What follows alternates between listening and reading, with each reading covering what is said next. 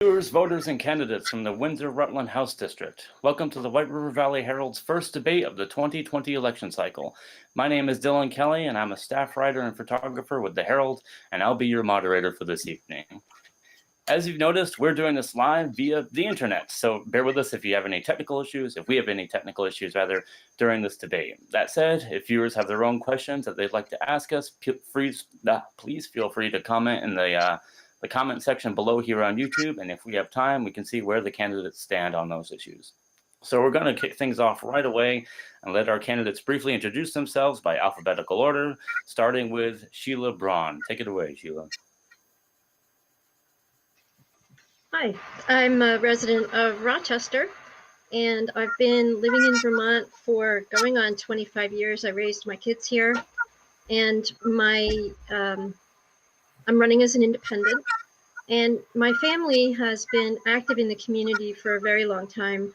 My sister is a teacher at the Rochester Elementary School, and my mother used to make the quilts for the kindergartners that were called the Kinder Quilts with my stepfather. And they've now passed on, and I'm living in their house, so I'm in the family homestead.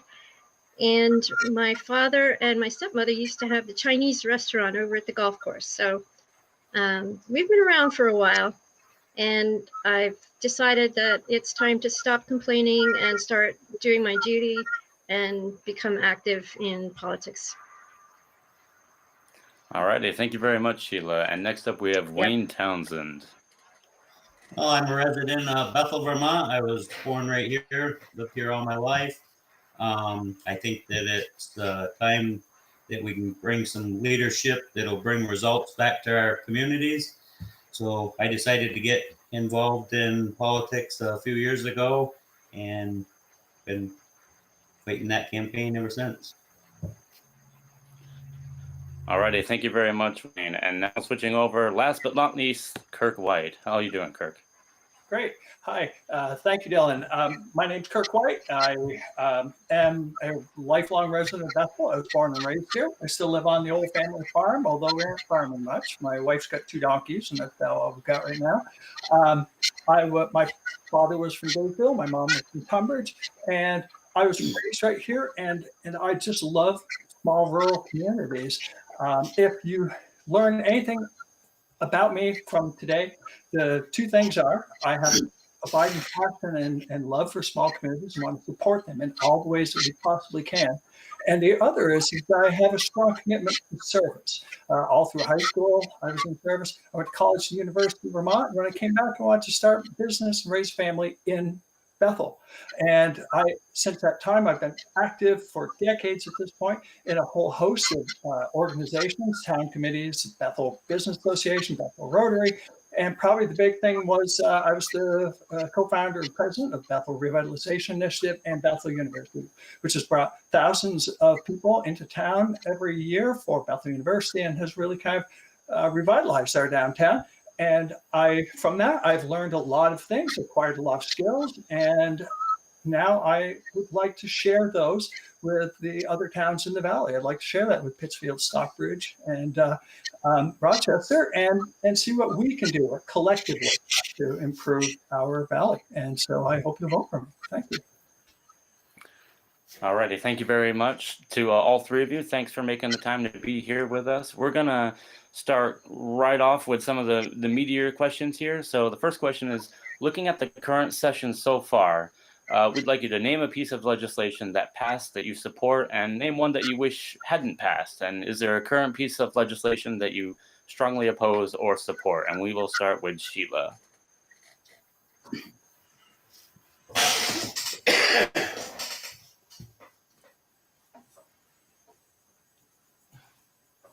Sheila, I believe you're muted. Sorry about that. Okay, I am an enthusiastic supporter of the Racial Equity Task Force and the advisory board that was put into place. I think that has been a long time coming, and there are more ways that we can take advantage of the fact that it now exists. The other, I think, I am not a big supporter of Act 46, and I know I'm going back a little ways, but I do not like the way that affected the small towns. I'm a data scientist in my day job, and I did not see data that supported that these decisions were being well made. The data did not support that this was going to help kids learn better. So I did not like that piece of legislation.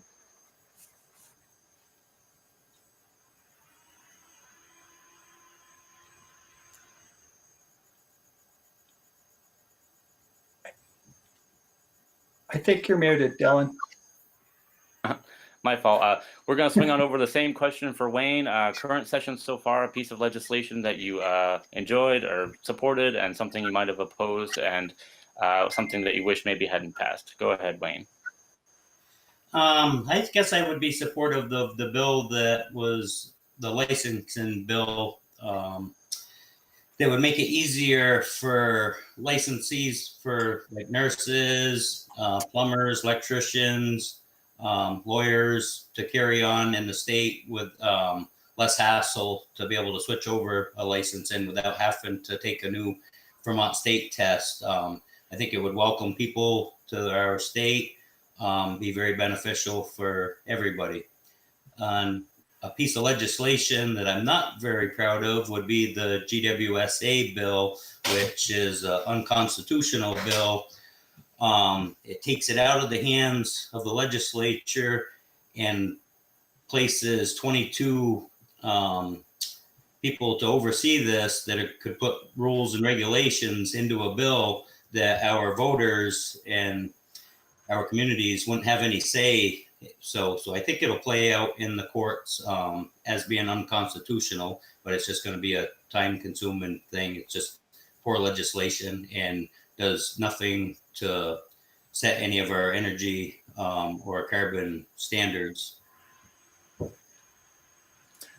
All righty. Thank you very much, Wayne. Over to Kirk. Same question. The legislative session and things that you support or oppose. Yeah, thank you. I also think that the beginning of the racial equity work that was done by the legislature was a great start. I feel like there's a lot more to go with that, but I do feel like that I'm glad that we are starting to have those conversations, starting to create those systems to work through that. In general, I was not too dissatisfied with what the legislature was able to accomplish in the short period that they had in order to do it. I think there are a lot of things that need to be tweaked and adjusted and worked on as time goes on. But in general, I feel like the legislature did the best they could in a pretty short period of time. And so that's where I stand. All righty. Thank you very much to all three of you. And then we're going to move forward to things that are not necessarily tied to the legislative session, but things that are kind of all about what we're living through right now. And the first one is, do you agree with the governor's decision to allow schools to open in person? Why or why not? We're going to start off with Wayne this time and run right on through. Go ahead, Wayne. I'm not quite so sure that we're ready for that to open up schools full bore. We've gone through the first 2 weeks of a learning curve to see where this may go, but I would like to see it given a little bit more time before we make that commitment. Okay. Do you want to, sorry about that. Do you want to just elaborate just a tiny bit more on what you would like to see, what would make sense to have something that's satisfactory? Well, with the current pandemic, just to see if there's any increase in cases of COVID in our state, we're talking about our children's safety. I have a little girl that has to go to these schools that are battling brain cancer for the last 4 years. So when it comes to a child's health, I don't think that there's anyone that'll understand it more than I would. And it's just kind of hard to risk it when it comes to your own child. Okay, fair enough. And now over to Sheila. What do you think about the governor's decision to reopen the schools in person?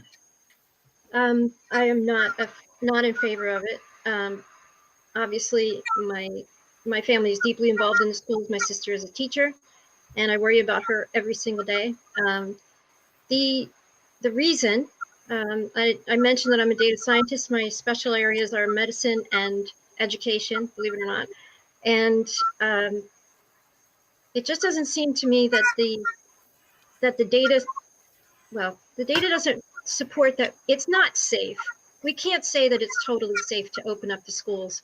And it's especially not safe because we don't know how to test the kids properly. There haven't been enough of them that have been tested. We don't know enough about how this virus spreads. We don't, there are certain age groups where the idea that they can wear a mask and be safe indoors is absurd.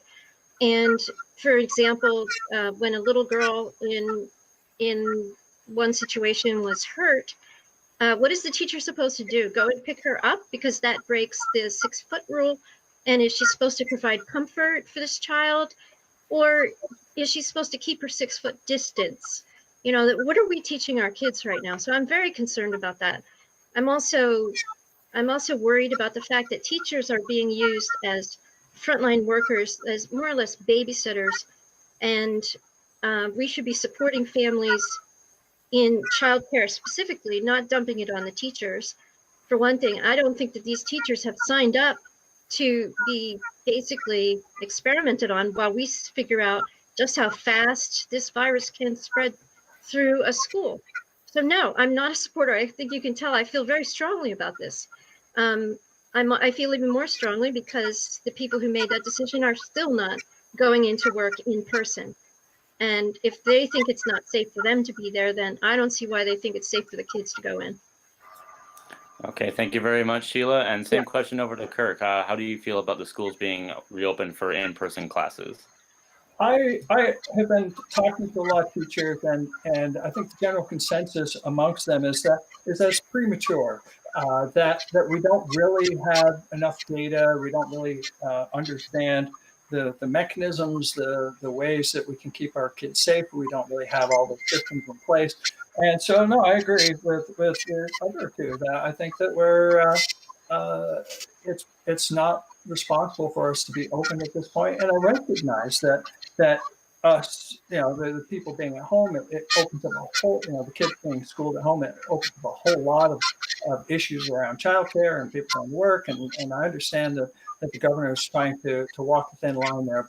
But again, I also would say that using our children as sort of the test cases is really not acceptable. And so I do not support it either. Okay, well, it looks like we have a, believe it or not, a consensus that none of our candidates for the Windsor-Rutland district are all that crazy about sending kids back to in-person classes. We're going to stay on the topic of education here, and in this case, it's going to be what can be done to control taxes, and especially property taxes related to school funding, to ensure that Vermonters can afford to retire. And we're going to go straight back to Kirk and go right down the line. Take it away, Kirk. Great. Yeah, thank you. I'm a property owner, and I feel the burden of our property taxes, and I know a lot of my neighbors can't really take on a much bigger burden, and so I think it's really important that we find a way that everyone pays their fair share, and I think that may have to take a number of different ways that we look at it. I have been considering, the possibility that perhaps we need to switch it off from school funding from property tax to, even though property tax, there is a income sensitivity to it, I don't think an income tax, actually, with perhaps additional taxing for secondary homes, vacation homes, those kind of things. But it really is a problem for the average Vermonter, and I feel like we need to come up with some good solutions for it, and we can't just continue with what we're doing because it's getting too hard. Okay, thank you very much. And we're going to toss the same question over to Sheila. I think it's time to start asking ourselves what education actually is and what we've been paying for. I've recently learned that the Act 46, which I've already said that I did not think was a good idea. I don't support it in any way. I'd love to see it restructured.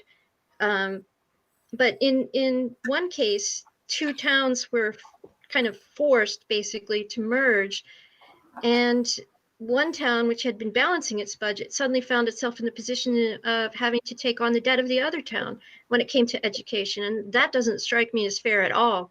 And so let's talk about, what is education? We are paying for very expensive curricula. And I think it's time to start thinking outside of the box. Do we really need to pay tens of thousands of dollars a year for curriculum that nobody has really tested to see if it actually does do a better job of teaching our kids than what a lot of other ideas can do? So we need to ask ourselves, what is education? What are we willing to pay for? What should we be paying for? And the idea of I don't want to see any homeowners losing their homes or having to move out of this area because property taxes have made it impossible for them. I do believe that we all share the burden, even people without kids share the burden to make sure that we have an educated populace, because an educated populace benefits all of us. So it is worth making it a priority. It is worth paying for, but maybe we can get a little bit more creative than we've been. In fact, I know we can, and start finding ways to shave the dollars off, because we're paying for the wrong stuff right now. Okay, thank you very much, Sheila. We're going to toss it over to Wayne. And just a reminder, Wayne, to unmute your microphone. We were getting some interference, so I muted you a moment ago. But if you want to unmute yourself, and what do you think about what can be done to control taxes and property taxes in regards to school funding? Well, to get a hold on our property taxes, we need to get more fiscally responsible in our spending in Montpelier. The education being a big portion of our property tax. This forced merger of Act 46 showed and proved to be a failed policy. It's pushed towns against each other. It's just really, they crammed down the idea that it was going to save us tons of money when they were pushing it down our throats. But our taxes have actually increased year after year. And then in the school merger, there's no oversight with these schools on what kinds of spending that they're doing.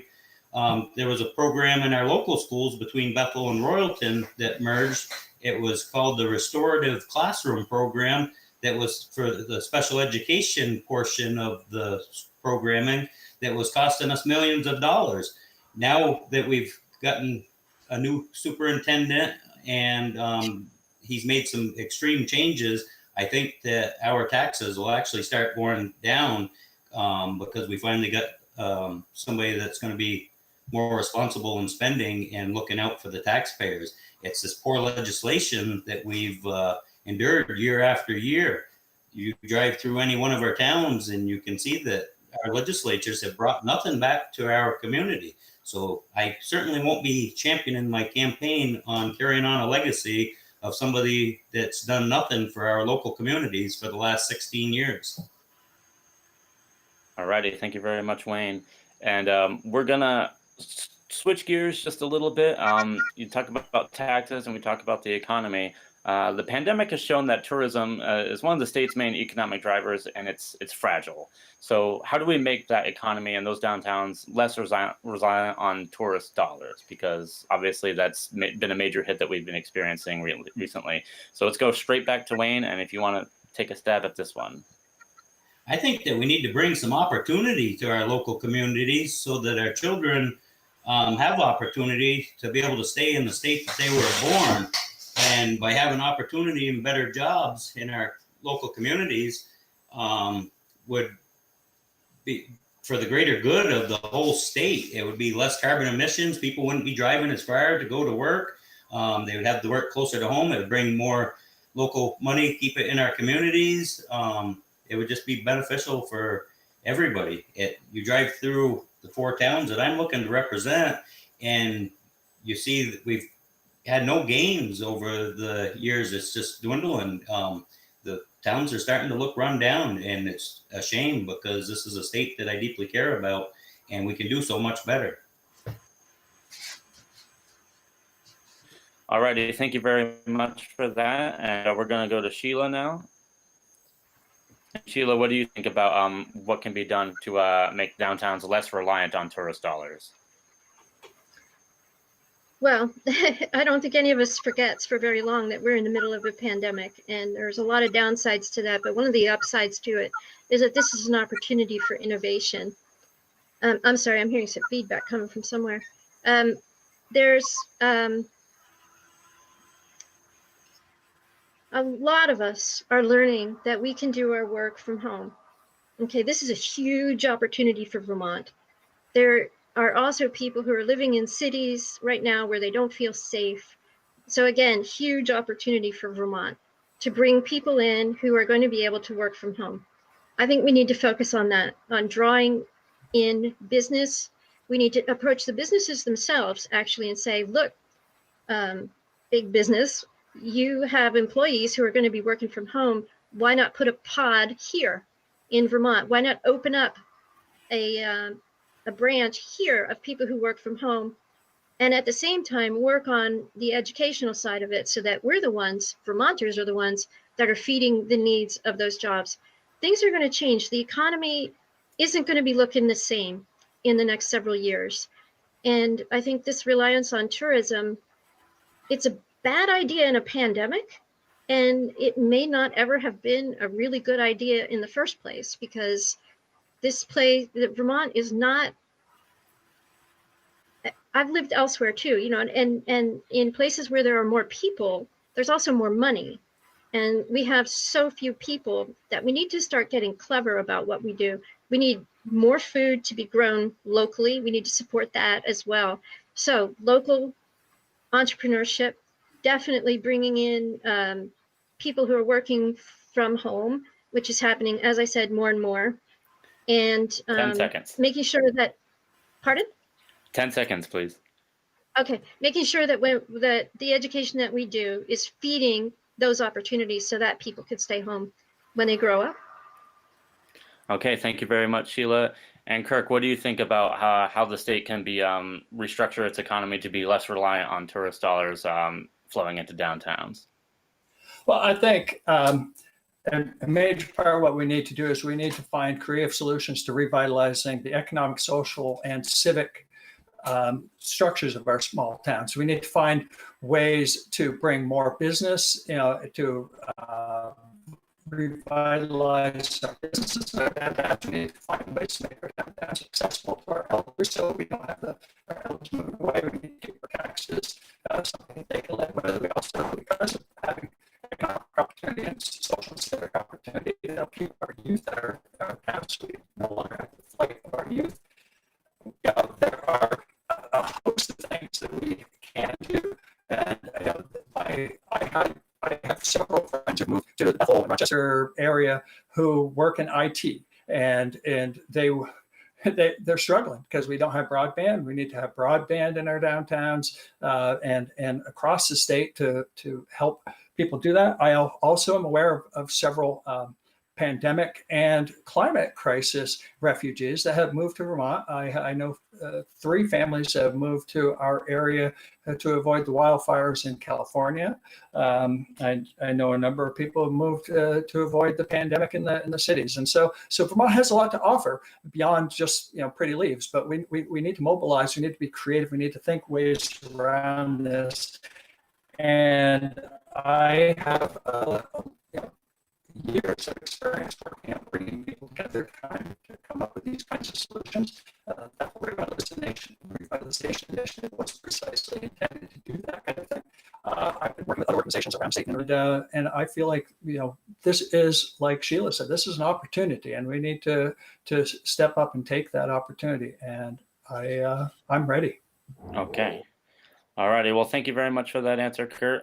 We caught most of that. There's some connection difficulties out there, as folks on YouTube are probably noticing, but hopefully Kirk's answer came in sufficiently. I caught most of it, but I just want to be honest that this is the internet and things happen. But we're going to move on to a bigger question. I have to actually read this one out because it's a good long one that was sent in to the Herald from one of our readers. This week, the legislature passed S-54, which is a bill that would establish and tax and regulate a market for cannabis. The bill has received some pushback from coalitions of farmers and social justice activists because they're concerned it doesn't adequately support farmers or address a disproportionate number of Black, Indigenous, and people of color who have been imprisoned for illegal cannabis use and possession. Do you support this bill S54? If not, would you consider any bill that would legalize cannabis sales? And this time we're going to start off with Sheila. I support any bill that makes cannabis legal. I think that there are plenty of people in jail who don't belong there, and we need to work swiftly to get them back out.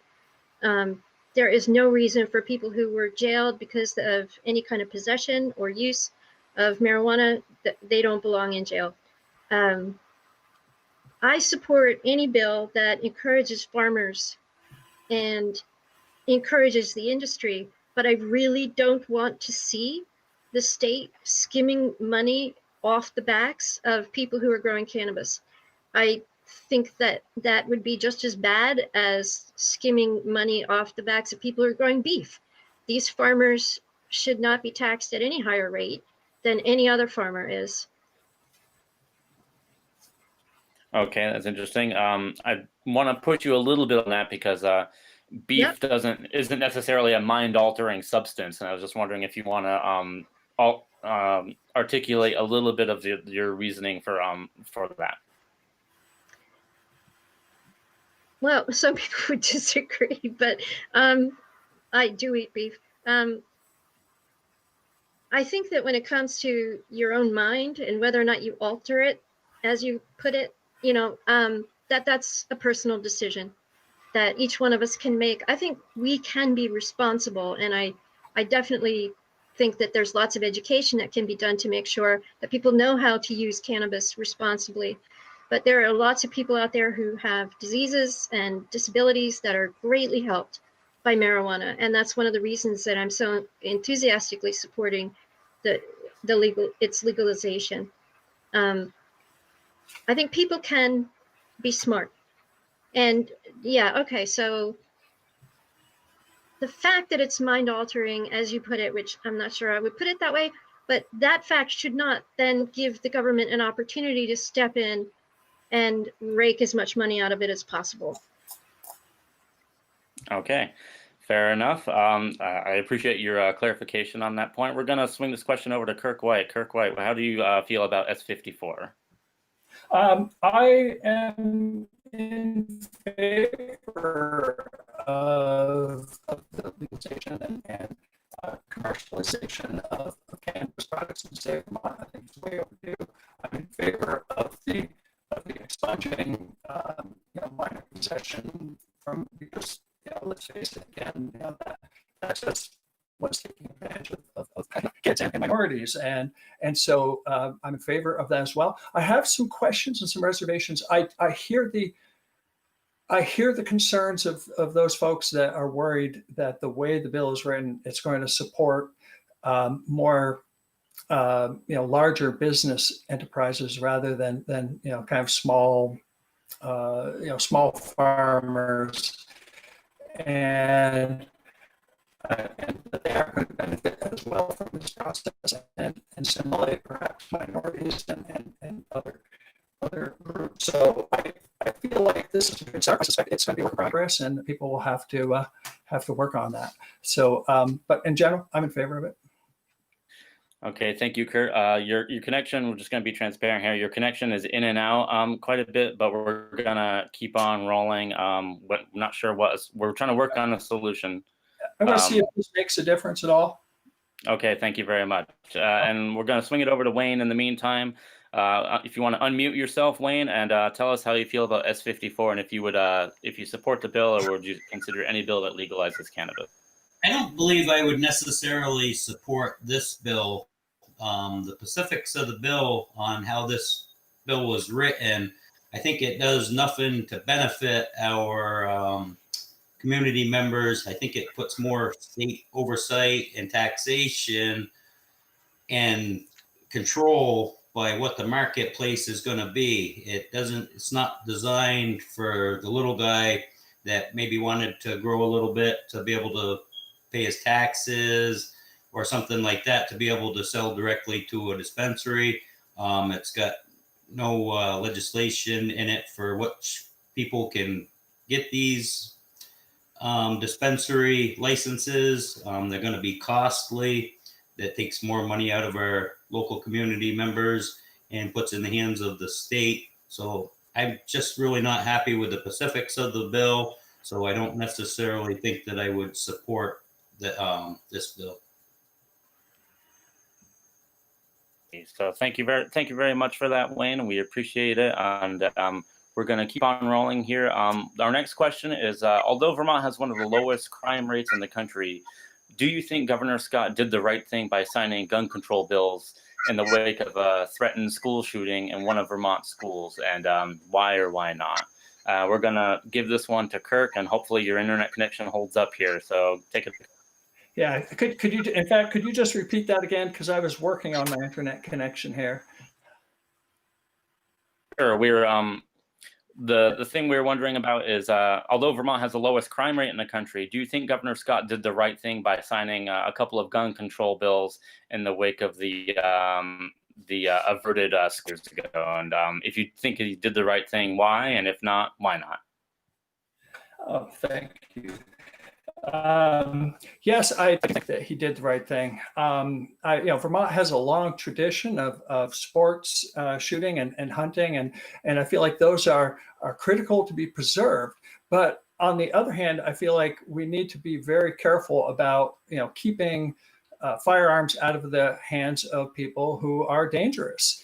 And those people are dangerous because of a variety of reasons. Sometimes it's impulse control due to they're emotionally upset. Sometimes self-harm due to depression. Sometimes it's due to chemicals, drunk, they're drunk, those kind of things, or sometimes they are really abusers and violent people. And so I feel like we need to do those things that will keep them out of the hands of dangerous people while still making the firearms necessary available to those people who are going to use them responsibly, our hunters and our sports shooters. And so I think it's a narrow band to walk in, but I feel like the governor did a good job. Okay, so I'm just going to reiterate a little bit of that just to make sure we understood you correctly, that you feel like the governor did a good job and he's kind of striking what you feel is the correct balance. Is that a fair paraphrasing of your position, Kurt? Yes. Okay, just want to make sure. Okay, now we're going to go over to Sheila. How do you feel about all this, Sheila, and gun control and Scott? I watched that very carefully when it was happening because I was intrigued by the way it unfolded. The way your question is framed, it's did it make sense that he did it in the wake of what happened prior to that? I think it should have been done a long time before that, and I thought that he did do the right thing.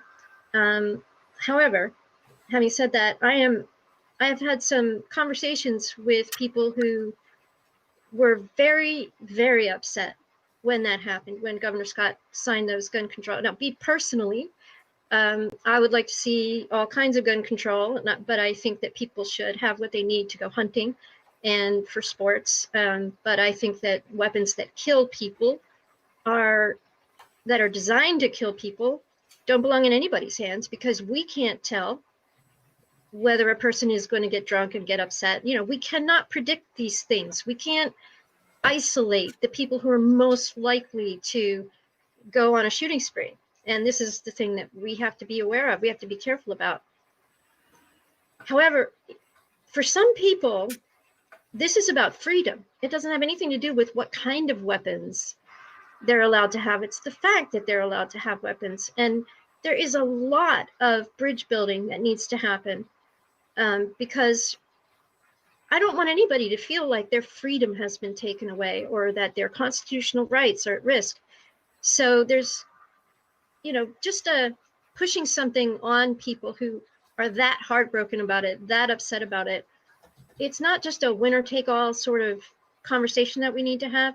It needs to be more of an understanding of what this means to everybody in Vermont.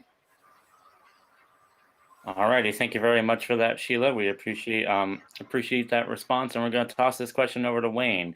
Wayne, how do you feel about Governor Scott's signing of those gun control bills? And just a reminder to unmute yourself before you start talking. Take it away. This is one piece of legislation that I disagree with the governor on. In our federal Constitution, our Second Amendment guarantees us the right to bear arms. And then in our Vermont Constitution, Article 16, our right to bear arms to defend ourselves. Now, we rate the safest state in the nation because so many of us have guns that criminals would be less likely to walk through any door not knowing what force they may be met on the other side. If you take our guns away, it's going to open ourselves up for more crime. And I don't believe that it was the best solution to resolve school shootings on the whim of a threat that was made. There was no action on it, thank goodness. Protecting our children is something that I feel very strongly about. And I like some of the new policy that was put in place with our schools on their locked door policy. When I pick my kid up, I have to push a button. They see you on a camera. They know who you are before they let you in. There's a lot of safety measures that were took in that way. I think our legislature's time would have been better spent on legislation that would create more resources for people that would be most likely to be a problem, rather than take the rights away from law-abiding citizens that like to get out and hunt. They like the right to be able to defend themselves in their own homes. In the federal Constitution, to form your own militia to overthrow your government so you're not controlled by a tyrant government. I think these are rights in the Constitution that are very important. And it's my understanding when you take the oath of office, you're to uphold the Constitution, not to step on it every chance that you get. I think that our legislatures You got 10 seconds left, Wayne. Some of the actions that they've been taking when it comes to our constitutional rights. All righty, thank you very much. So we see some disconnect there in terms of where the candidates are standing. The things are beginning to cleave in a couple of different directions. We're going to move on to the lightning round. And the way the lightning round works, these are fairly straightforward questions. You have about 10 seconds or less. When I call on your name, if you want to give a quick answer, we're not going to give a dissertation on these things. It's kind of just a quick yes or no in a couple of words. The first question, this one comes from a Bethel resident. Several generations ago, Vermonters fought and died to preserve the Union against those who carried the Confederate flag. Do you think that those who fly the Confederate flag today disrespect those Vermonters who died for our country? We're going to start off with Wayne. Not necessarily. It's part of history. I know that was an ugly battle. And it was us Green Mountain Boys up here in Vermont that turned that battle around. I feel bad that we've had these things that have happened in our past that are kind of out of our not necessarily then. Okay, so lightning round, you're saying not necessarily. Okay, so thank you, Wayne. We're going to move over to Sheila. I think that there is something way, way deeper than just the possible answer, disrespect, respect. And we need to look into that. Okay. And Kirk, how do you feel about Vermonters who fly the Confederate flag? Well, I believe everyone has a right to express themselves. However, I do feel like it is blatantly disrespectful to Vermont, and it's also blatantly disrespectful to our neighbors of color who were subject to atrocities under that banner. So I am not in favor of it. Okay. Next question in the lightning round is the State Board of Education recently allowed 2 districts in southern Vermont to separate after they merged under Act 46.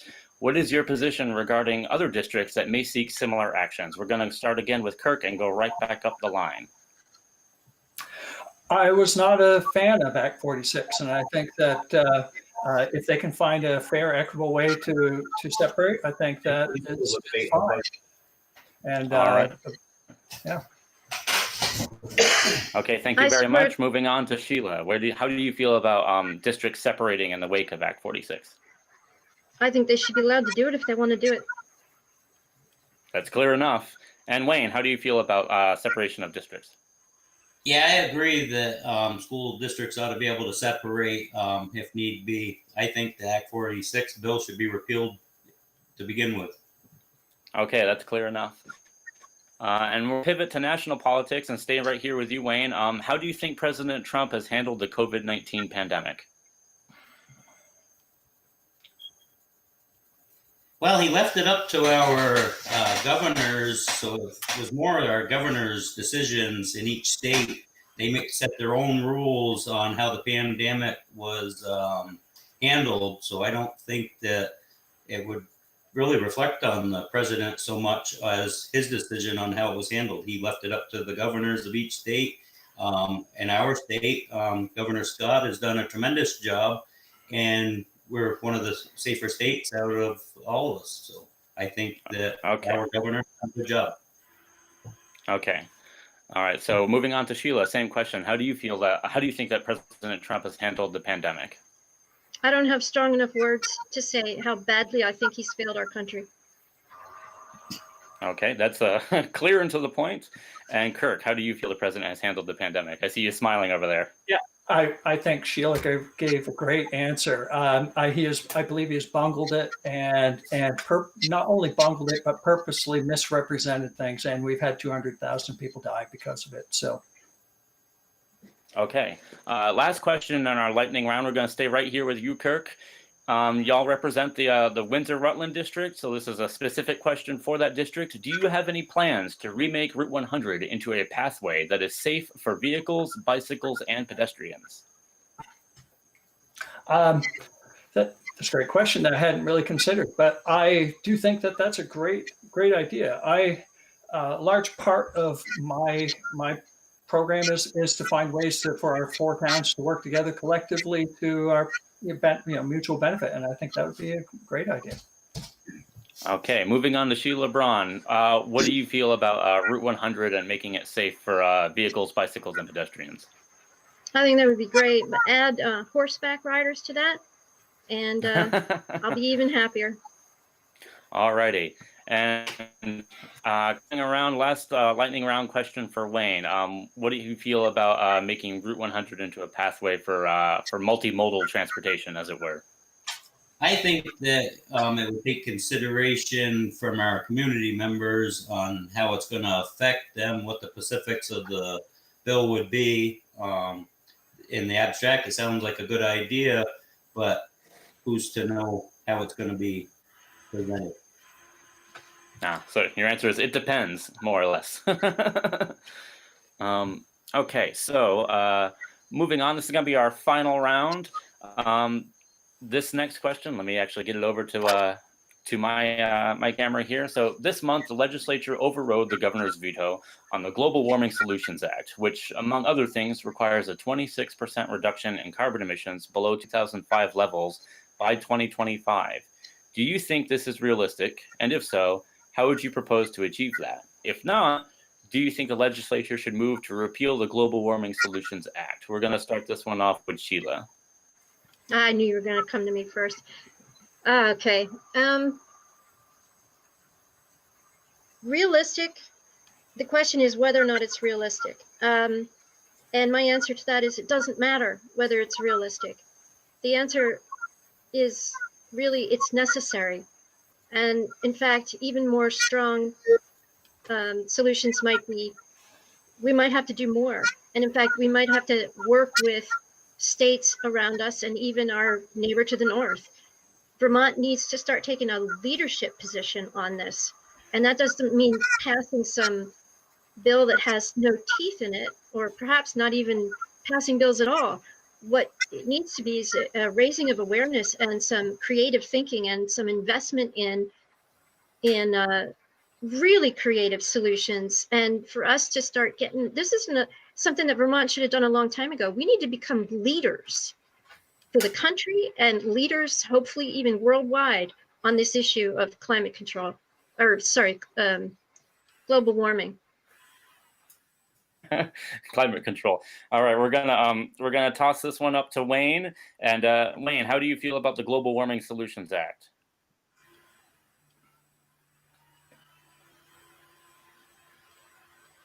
Unmute yourself, Wayne. Sorry, we get interference from your mic for some reason, so I mute you every now and then. But unmute yourself, and you're good to go. I don't necessarily think that Vermont needs to lead the way in this climate change issue. Vermont has the lowest carbon footprint overall than the rest of the country. So I don't see why the tax burden needs to be put on to a population of so few to pay for the damages by so many from larger states.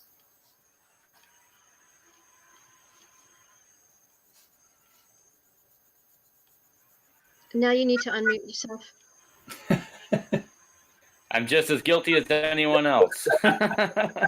So I just wanted to know, Wayne, if you wanted to go into a little more detail in terms of how you would propose a solution to global warming, essentially. I think there's a lot of things we can do as individuals and through education that would be a lot more affordable to people in our state versus imposing a tax. That the tax is not going to solve the problem. The problem is going to be trying to limit your emissions. When most of our legislatures that push for these bills, they're still driving their vehicles all over the place. So for the feel good idea, it's not working out. Okay, and moving on to Kirk, how do you feel about the Global Warming Solutions Act, and what's your take on if this is realistic or not? Yeah, I mean, I think those numbers are aspirational, and that's fine. You need to have some kind of goal to shoot for, and as I say, you want to shoot high, so if you miss them, you're still get somewhere. The global those standards were proposed a while back. We just never had a mechanism to even begin to talk about how to address them. So the Global Warming Solutions Act is really just creating, bringing together a bunch of experts who, from agricultural department, from the petroleum industry, from the Agency of Natural Resources, and having them dialogue and talk about ways to find a solution to move forward that doesn't involve harming the lesser well-off members of our community. I think that that this is an opportunity. This is an opportunity for us to find ways to invest in Vermont, invest in businesses that are going to be for the environment and are going to be able to create jobs and create prosperity. And if we just pretend it didn't happen, we're just going to continue to have to pay for the environmental damage that happens when the next flood comes and the next major weather activity happens, and we're paying for it already. We're paying for it with our taxes to fix our roads every few years. So let's take that money, invest it in a way that we can then bring prosperity and move forward. All right, here we go. And our next question is another reader-submitted question. What so far has been your most important project to better your community, and why? And we're going to start this one off with Sheila Braun. She raised her hand a moment ago, so I have a feeling she wants to speak, but we're going to keep on rolling right along here. No, I don't know what the mechanism is for saying, oh, I forgot to say something, and I would really like to add something to my previous response, but that's why I raised my hand. So, but can you repeat this question for me? My brain was on the last one. Yes. What so far has been your most important project to better your community, and why? I took a real estate development project through all the permitting in Act 250. We got through Act 250 in 2 weeks. And the neighborhood was created as a way to live with a very low carbon footprint. I think that was a way to kind of point out that we don't have to keep doing things the way we've always done them. And I think it was important. But I also want to just sort of attached to that the thought that finding a way to be better when it comes to taking care of our planet doesn't have to cost very much money. It doesn't have to cost any money. Some of the things, it's more about figuring out what the right ideas are. But if Vermont does its part and nobody else does their part, then it doesn't make any difference. So I'm a big believer in leadership and setting the example, and that project was that for me. All right, thank you very much, Sheila. We're going to toss this one now over to Wayne. Wayne, if you want to unmute yourself and tell us what so far has been your most important project to better your community. Well, this summer, being a dairy farmer, we've kept our valley looking nice and green and keeping our fields well trimmed, and employed local people and housed local people. So working to keep that farm going. Also seeking to a seat for the House of Representatives to give the local community members a voice that they haven't had for many years will be my best feat yet. But I would have to say working the land this summer to keep our valley over on this side of the hill looking beautiful. Okay, thank you very much, Wayne. And we're going to toss this one over to Kirk. What do you feel is your most important project that you've done to better your community? I think I have an idea of how you're going to answer, but go ahead. Yeah, I mean, certainly founding Bethel Revitalization Initiative and some of the things that we've done. Probably the single most successful, certainly Bethel University is a huge success for our town, brings lots of people into town for business. But actually, I think the bigger one was we put on the Bethel Better Block Project a few years back, where we put pop-up shops in a number of the empty storefronts, where we reimagined the streetscapes and the parking and traffic, and we redid the bar so that it was a welcoming with a beer garden, and there was music, and just tried to show that there are solutions out there that don't even take that much to turn your town around and make it a vital place. And from that, we had a number of our businesses, storefronts fill up from that. And there was a real sense of excitement and optimism that came to our town. And I feel like that is exactly the kind of things that I want to help all the towns in our district be able to move toward. And so, yeah. All righty, thank you very much. And our next question is a little more is a little different. It's not quite as open-ended as what have you done for your community, but this one's a little more hard-edged. For several years, Vermont has been sending many inmates out of state to commercial prisons. Is this an adequate response to crowded prisons in Vermont? And if not, how can Vermont better address the issue? So it's a question about corrections. We're going to start this one off with Wayne. So go ahead and unmute yourself, Wayne, and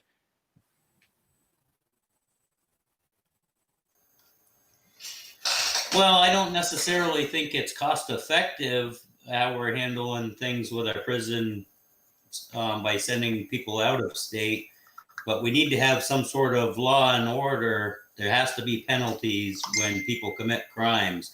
If we can't have a lawless society and just keep turning people loose time and time again, there's no consequence, there's no lesson learned.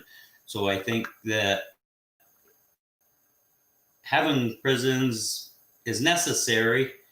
I just hope we could do more through education so that our future generations would be less likely to get into trouble, to maybe cut the cost on our prisons, because we definitely don't really want to see people going to prison, but it's necessary. If people are committing crimes, there has to be some sort of penalty. okay, same question to Sheila Braun. How do you feel about Vermonters being sent to out of state commercial prisons, and is there a better way of dealing with that? I think it's not a good thing to have Vermonters sent out of state to be in prison, because then they're away from their families. I think it's very easy to put a label on somebody like criminal and then not treat them with respect. And our country puts entirely too many people in prison. And the reason for that is, the reasons, I should say, they're very complicated. It's a very complex issue, and it needs to be examined and studied. So what's the solution? I guess what I'm saying is I don't know yet, but I sure would like a chance to work on it.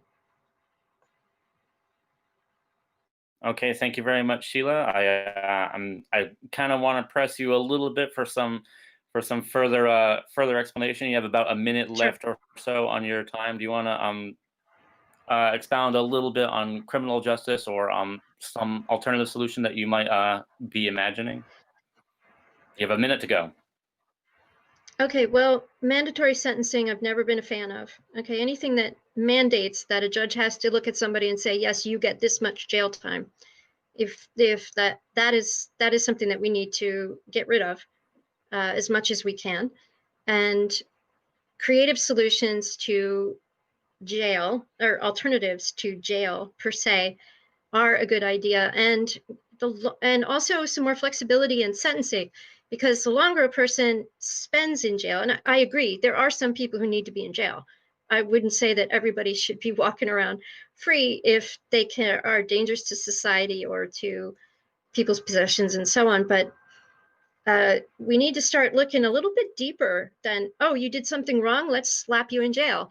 We need to examine what are the underlying causes that would create a situation where we have so many people in jail. Does Okay, that thank help? you very much. Good. Yes, and okay, and now we're gonna toss this one down to Kirk White. Here you go, Kirk. How do you feel about Vermonters being sent out of state to commercial prisons, and is there a better way of dealing with that?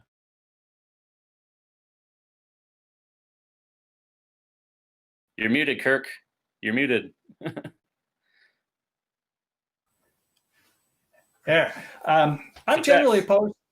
Yeah, I'm generally opposed to commercial prisons. They're driven by a profit motive. That means that they try to cut corners as much as they possibly can, and to the detriment of our inmates. And let's face it, these are our Vermont neighbors, and we're sending them there often to substandard conditions that we wouldn't offer them here, as we just recently had with the COVID outbreak down there.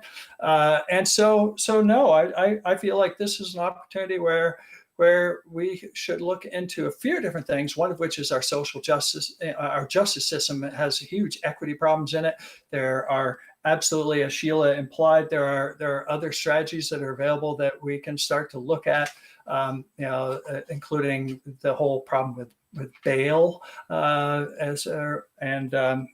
so there are ways that we can work around this to reduce our prison population, find alternate ways to handle them. And then I feel like if we're going to put people in jail, we need to put them here in Vermont, and that will help with our construction industry and our, it creates jobs. I mean, it's our problem. You clean up your own mess.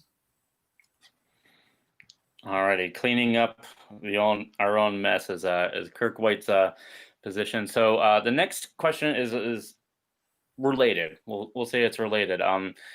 As a representative, what solutions do you support in addressing the systemic racism that exists within law enforcement and other agencies? And what specific steps would you take to address inequalities facing Black people, Indigenous people, and people of color in Vermont? We're going to toss this one straight back to Kirk and go up the line. All right, the very first thing we have to do is we have to actually get people of color, Black, Indigenous people of color, engaged in the conversation. The very first thing I have to do is you have to listen to them.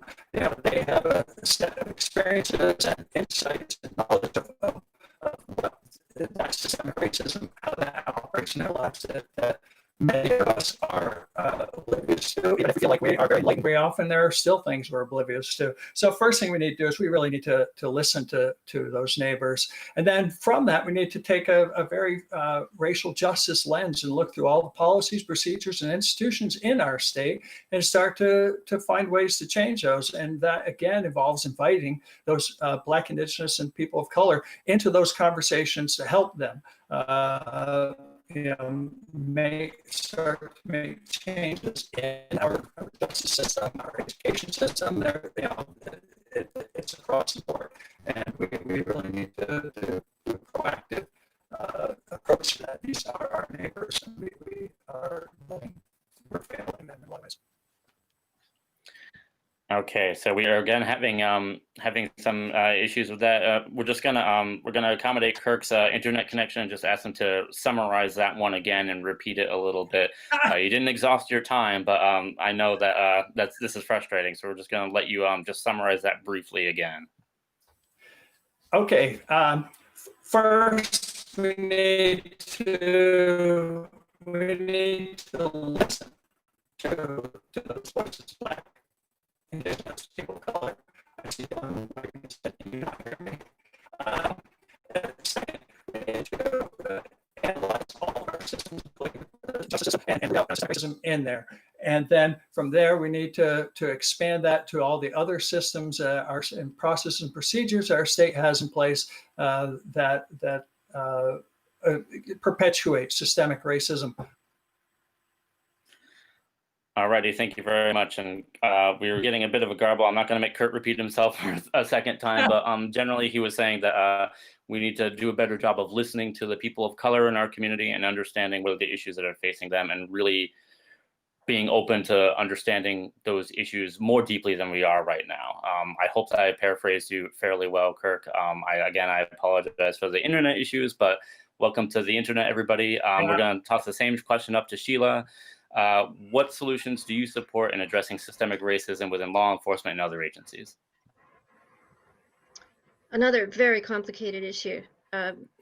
Ms. Davis, the director of the Task Force on Racial Equity, has taken a few steps already that are really admirable. She's spoken, she's written, and I think that she's made it really clear that she wants to be involved wherever decisions are being made. I think we need to take advantage of that. And also we need to acknowledge as legislators that we ourselves are also, we're all racist. I'm sorry to say that. I can't think of a more soft way of saying it, but we all have kind of perspectives that really need to be examined and questioned. And we can learn from the task force and from Ms. Davis. And so with some humility that comes with acknowledging that it's really hard to understand another person's perspective, a person of color's perspective, or a disabled person or a vulnerable person, to understand what it's like to be them, that's very difficult. But the task force is there just to help us understand what that's like and what we can do about it. So I think we need to constantly refer to them. Every time a decision comes up, just constantly make sure, check ourselves. Because if there is systemic racism in Vermont, it's coming from the system. And if the legislature isn't the system, then I don't know what is. So that system needs to start doing some self-correcting. And the task force, I think, is one very big way that we can do it. All righty, thank you very much. And we're going to toss this one now to Wayne. Wayne, how do you feel about ways that that Vermonters can address systemic racism within law enforcement and other agencies? I don't necessarily think that we have a big racism problem. I'm friends with every Black person in my community, and I talk to them about these kinds of things. I just don't really necessarily think that it's a problem here in Vermont. I don't see it as a problem. I haven't seen anybody being racist or saying slang. Some of my Black friends, they think that since this is in the last year, that it's got to be such a controversy that it seems like it causes more problems than it does any good. I think that we all need to work together to find some common ground, if anything, between people that feel this way and our law enforcement. We need to stand up for our law enforcement, because I would hate to see a lawless society. I just don't feel that we really have that big of a problem. I would be the first person that would stand up, go to bat for somebody of color if they were being mistreated or in a situation like that. I just don't feel that we really have that big of a problem in Vermont. And I think that nationally, things that happen in other states is being carried over to here. I'm not saying that there's not problems throughout the country. And I'm not saying that there isn't maybe a bad apple in our police department here and there. We maybe could come up with a better vetting process for the hiring process for our police officers and stuff, but we're all in these communities together. We need to all get along and work together and find common ground and live at peace. Okay, thank you very much for that one, Wayne. And so again, we're beginning to the YouTube viewers out there, we're beginning to see some differences in terms of where some of these candidates are standing. In case you just tuned in, by the way, this is the White River Valley Herald conducting a debate between the Windsor-Rutland House District. We have Kirk White, Sheila Braun, and Wayne Townsend joining us. We are nearing the end of our debate, and I'm going to toss this next one straight back to Wayne. What is something that hasn't been mentioned that you would like to address through legislation? Straight over to you, Wayne. Bring in business back to Vermont and lightening some of the rules that have pushed out multiple business, so that we have the opportunity for our children and future generations to stay in a state that they were born in and that they care deeply about. Act 250 could use some extreme overhaul.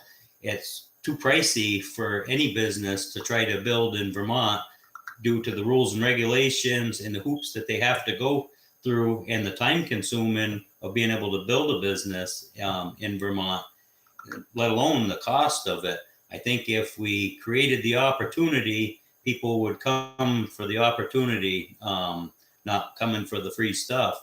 I think that we really got to do something along those lines. If we want people to come to Vermont, we're going to have something in Vermont that they want to come for, and those that are here have something that they can stay for. I hate to see our college kids graduate in college and have to move far away to be able to find a job to pay off their college debt and to sustain a decent living, when they should have the opportunity right here in a state that they were born.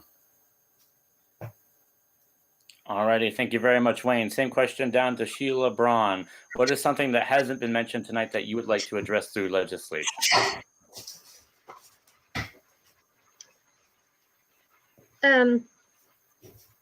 Okay, well, as an independent, I kind of have been watching the things that are happening in the country right now. I've watched the Democrats, I've watched the Republicans, I've watched a lot of different people, and I've been seeing a lot of mistakes, especially around the pandemic. But the business as usual, the networks of people who have been making decisions and the ways in which they've been making them, it just hasn't been serving very well. And we've ended up with a lot of divisiveness and a lot of problems. We can actually take steps to make sure that we don't end up in this situation. And here's the words that I think that a lot of people may not want to hear, but there will be another pandemic. And because of climate change, and this is my field, medical data science, so I've looked into this very deeply, but because of climate change, we're more likely to have the next pandemic sooner than we had between those two. So I would like to see legislation. I would like to see us start looking at planning for Vermont to survive in a better way the next pandemic. We're learning so much right now. We need to use what we're learning. We need to put it into place so that we don't have to have the same get hit by the pandemic, get hit by an economic crisis. We need to have a plan in place instead of, so that we don't have to muddle through next time. All righty, thank you very much, Sheila Braun. Down to Kirk White. What is something that hasn't been mentioned in this debate here this evening that you would like to address through legislation? I feel like there are a lot of places that we can come together, that we need to, as a state, as a community, work across and find consensus on. But there, one thing that we didn't really talk about much was broadband. In the 1930s, 40s, there was a Rural Electrification Act that brought first electricity and then telephone to every household. We've been talking about having cell phone coverage and broadband coverage for decade now, and we haven't moved that far forward on it. I feel like there needs to be some incentives and some other processes to kind of move that forward. As I said, to go to Wayne's point, we want something for our kids to do here. We want them to have, to be able to have a career. And let's face it, the technologies that are of the future are going to require us to have internet connectivity. And so we need to further support our colleges and state colleges in transitioning into being more technical and professional training programs so that we can train our youth to have jobs that will give them an employment and allow them to prosper, and to allow our older workers to reposition themselves. And I do think that healthcare is a huge burden, and it's just a thing waiting for us. And I think we need to really look at some version of universal healthcare where we are woefully behind the rest of the world on this, and it's a hidden cost that we pass to our poor so that we can pretend we're not charging more to our poor, and we need to address that. Alrighty, thank you very much, Kurt. And so now we're at and you came in bright and clear, or loud and clear there that whole time, so no garbles at all. So we seem to be doing well so far on that one. And last but not least, this is the very last question. We've run the gauntlet. We've covered a whole bunch of different issues, and y'all have introduced some issues to us that we've been following here at the Herald. So thank you for that. Last but not least, what's the best way for voters to reach you between now and the election? How can they get in touch with you and hear back from you? We're going to start with Kirk and go in reverse alphabetical order all the way up. I have a webpage, Kirk White for VTHouse.com is a great place that we get messages there. I have an email address, which is the same thing, Kirk White for VTHouse@gmail.com. And I have a Facebook page, pretty much the same tagline. And or you can actually call me at home, 234-9670. I answer the phone. And having called lots of voters in the last few weeks, that seems to be kind of I think they'll do any more. I'll answer your call. So I hope I get a chance to represent you in Montpelier, and I look forward to getting your calls. Yep. So that was all garbled. I heard Kirk White for VT. If you just want to rattle off your phone number again real quick, you mentioned your webpage, Kirk White for VT. What was your phone number again? I'm sure everyone who needs it hears it. So it's Kirk White for VTHouse.com. Thank you. And my phone number is 234-9670. Thank you very much. Up to Sheila Braun. What's the best way for voters to get in touch with you between now and the election? Call me at 802-767-3586. That's 767-3586. You can also reach me by email at akaemma, that's AKAEMMA @gmail.com. I really want to hear from you. I want to know what you agree with, what you disagree with, and anything that you want to say, I want to hear it. All righty. Thank you very much. And Wayne, last but not least, what's the best way for voters to get in touch with you? You're muted. You're muted. Speaking of getting in touch. Yes, we're in touch now. AT&T. People can get a hold of me by email, WayneDTownsend2020 @gmail.com. Or also you can call me on my home phone, 802-234-9001. Or my cell phone is 802-431-3490. Or you can friend me on Facebook and reach me through there on Messenger. All righty, so that does it for us. We have a few bonus round questions. I'm going to check in with my editor here. Tim Calabro is our editor. We have a whole list of backup questions, so we may throw another curveball at you here. I'm just going to check in and see what Tim is saying. He says, give them two. Okay. We're going to go with paid family leave bill lost this year in an override by a single vote. What is your position on paid family leave? We're going to go relatively quickly on these. We're going to start with Wayne, and we're going to go down the line again. On paid family leave? rephrase the question? Read the question, please. A paid family leave bill lost this year in an override by a single vote. What is your position on paid family leave? My position would be to bring more balance to Montpelier, so when there is a worthwhile bill being presented, that it can pass through our House and our Senate. And with the balance, we'd be able to stain vetoes for our governor. All righty. And Sheila Braun, what's your position on paid family leave? I think Kirk mentioned earlier that we need to catch up with the rest of the world when it comes to healthcare. And I think paid family leave is exactly the same as we're in the same position. We're lagging behind other developed countries. And as the wealthiest country, I don't know if we're the wealthiest in the world, but we're way up there. And the fact that we don't have paid family leave doesn't make any sense to me. So I would support it. Same question for Kirk White. What's your position on paid family leave? I support paid family leave.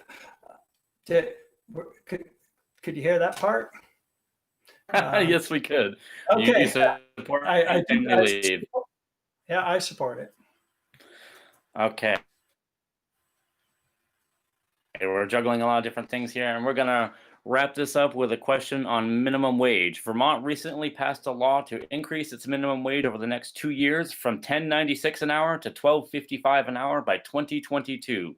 Do you support a minimum wage, and do you think that $12.55 is sufficient for Vermonters? We're going to start with Kirk and go right back up the line. I don't think $12.55 is sufficient, and I do support a raise in the minimum wage. There are a number of examples in the country at this point that show that $15 is doable. It doesn't cause harm to the local economy. It puts money in the hands of the people who then the working folk, and then that gets back out and stimulates your economy. So I'm in favor of it. Okay, we got some more choppy audio, but it sounds like you're in favor of paid family leave because you believe that it does not adversely affect the local economy. Is that correct? Give me a thumbs up if that's correct. Okay, good. I heard you correctly. We're listening through the garbling here. Same question to Sheila Braun. What's your position on minimum wage, and is $12.55?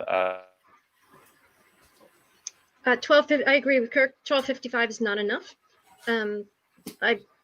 The cost of living in Vermont is 10% higher than it is in Center City, Philadelphia. So it is expensive to live in Vermont. Wages have fallen way far behind rents and mortgage payments and taxes. And if we're going to be increasing taxes on people, we also need to be able to increase their wages. And the good thing about increasing wages is that that helps to stimulate the economy from the bottom up, which is the way I think it ought to be stimulated. And I would definitely like to see $15 at least minimum wage. And I'd like to see it soon, because the people who are going to get $12.55, or is that the correct number? Just, I can see your face, so just nod. Okay. People are going to get $12.55 in 2022. They have to live on less than that in the meantime. I think that that's seriously problematic. Okay, same question up to Wayne. Does $12.55 an hour sound sufficient for Vermonters, and what's your position on paid family leave? And just a reminder to unmute your microphone. I think by electing representatives that'll be more fiscally responsible in our spending to reduce taxes and not raising taxes, our dollars will go a lot further.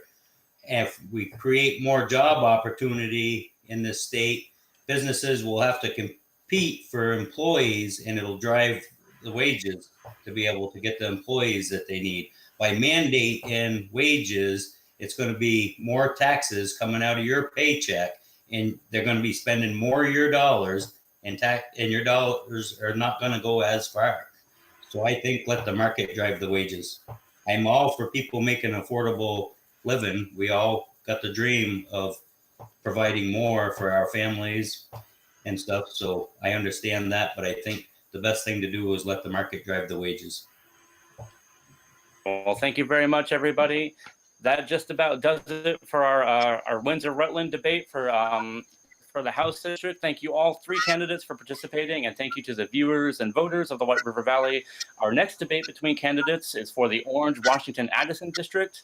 That will take place right here on YouTube and the wonderful world of the internet this coming Monday evening at 6:30 p.m. So tune in then at live.ourherald.com. So until next time, stay healthy and wash your hands. Have a good day. Evening. Okay.